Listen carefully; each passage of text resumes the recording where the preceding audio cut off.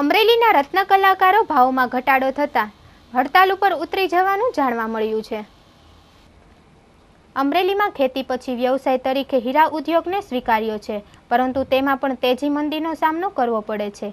આજે ભાવ ઘટવાને કારણે દર્શનભાઈ હરિભાઈ ગજેરાના કારખાનાના કારીગરો હડતાલ ઉપર ઉતરી જતા બપોરના કામગીરી ઠપ થઈ ગઈ હતી।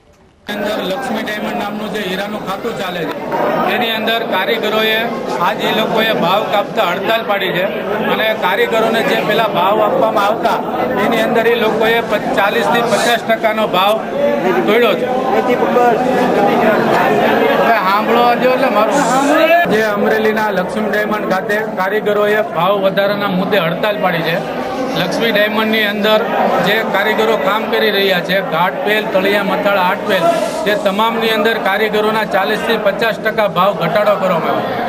ત્યારે કારીગરો આજ અહીંયા અમરેલીની અંદર બીજું એક પણ મોટું ખાતું નથી, ત્યારે કારીગરોની સાથે હળહળ અન્યાય થાય છે અને જે કારીગરો કામ કરે છે એને પૂરી રોજગારી મળવી જોઈએ।